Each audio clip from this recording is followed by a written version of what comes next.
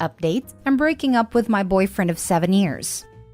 Original post: I, 25 female, have been dating my boyfriend, 27 male, for 7 years, and I'm about to end it because of a stupid question he asked me.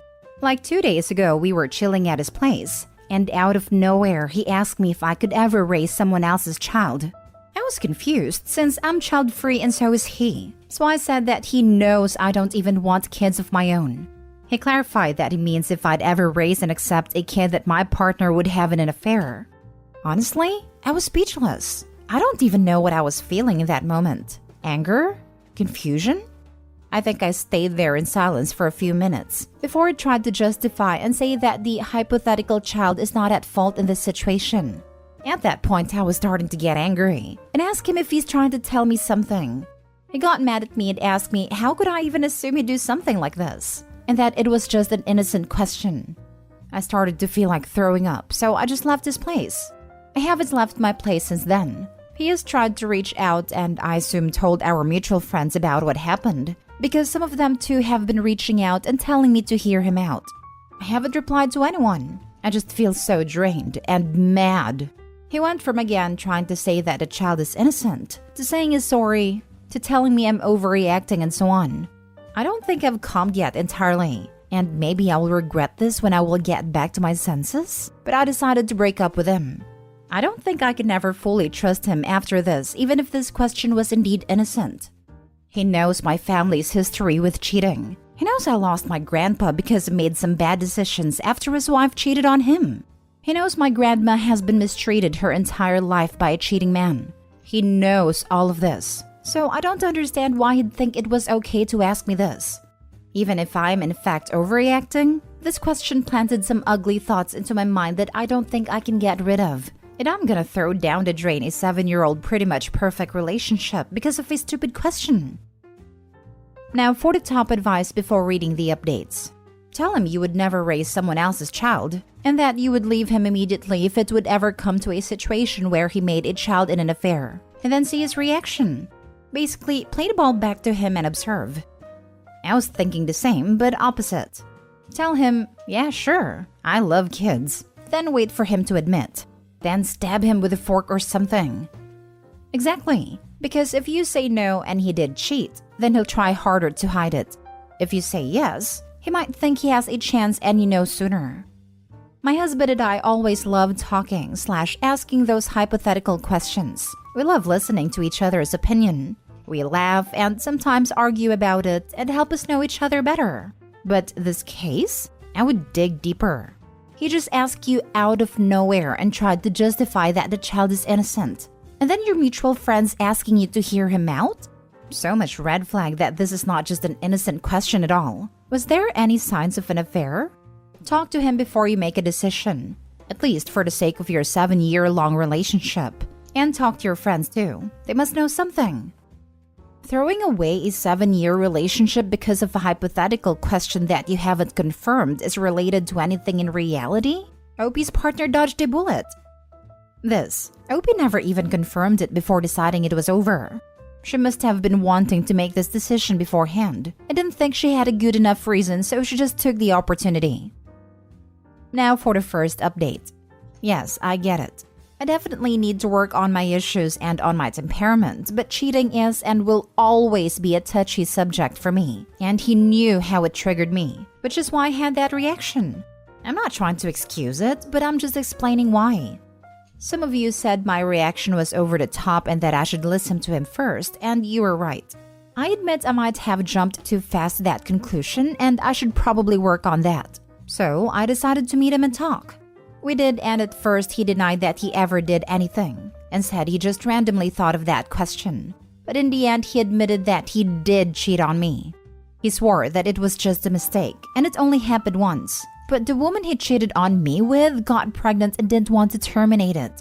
He said that he didn't want to lose me because of a mistake and that he loves me more than anything, but confessed that he too wishes to raise that kid. And was hoping he could do it with me because being in a relationship with me feels so natural and comfortable to him, and he can't imagine raising a child with someone else.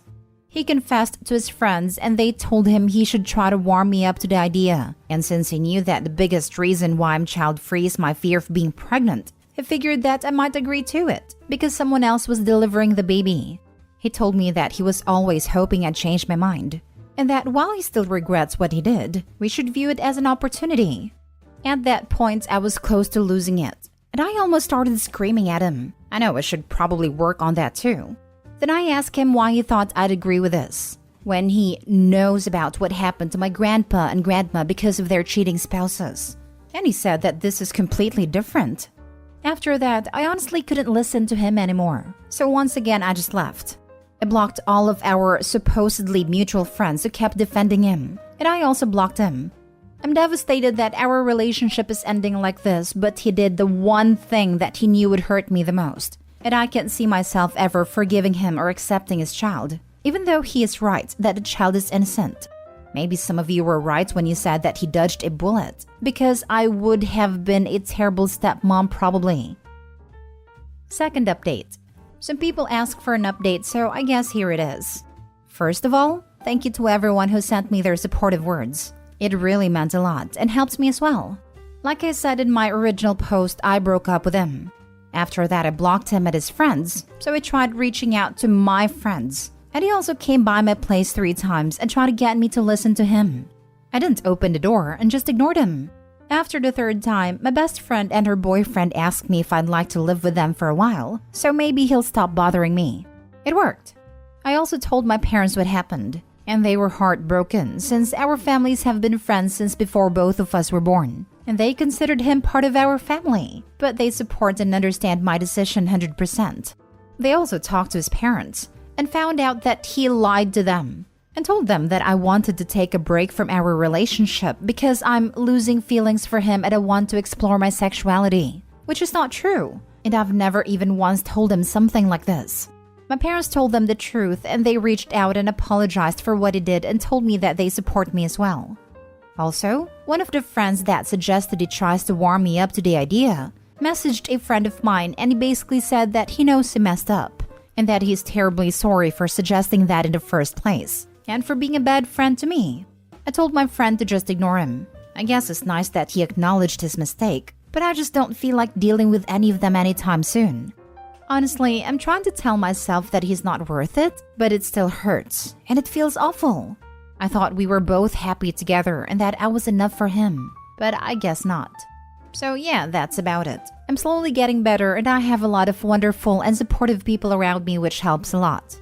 I'll stay away from relationships for a while and just focus on myself. I will also try therapy like some of you kindly or not so kindly suggested. Thank you again to the kind strangers who were being supportive. I haven't replied to anyone, but I've read them. Thank you for listening to me. Now for more comments before reading the last update. Man, the fact that he lied to his family and tried to blame you is absolutely disgusting. This dude is just manipulative. It's awesome that you cut him off. I hope you go out into the world and live your best life.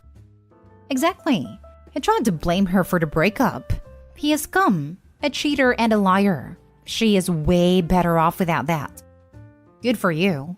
You don't need therapy. You followed your instincts. You knew something was wrong and you walked away. You did nothing wrong. Be proud that you made a move to leave. You did the right thing. Yes, she does need therapy. This relationship was from the time she was 18. It's a huge breakup that she will need to work through. Also, if she has a very strong reaction to anything about cheating, it could damage any relationship she gets into in the future. Or she could start to be overly suspicious, accusatory, and not just to herself but to others around her. She needs to work on herself, the extreme heartbreak she's feeling, and getting over the only relationship she's had as an adult. I got therapy when my high school sweetheart husband left me, in the ER. It really helped me process everything in a healthy way, and it's very validating to be told that you are reacting normally. I think it was most valuable in analyzing my relationship and realizing that it was not actually healthy, but emotionally abusive. I processed that and learned what I do actually want in a relationship, how to set and hold boundaries, and how to navigate dating as an adult for the first time at 30. Now, I have an absolutely fantastic, healthy, mutually supportive, and communicative partnership with my fiancé. I would not have recovered from my trauma as quickly or healthily without my therapist. Just don't forget to get tested. I wish you well in your healing. I'm so sorry you went through this.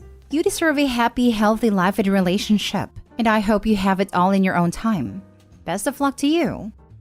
I haven't even thought about that. I will get tested as soon as possible. Thank you for the advice.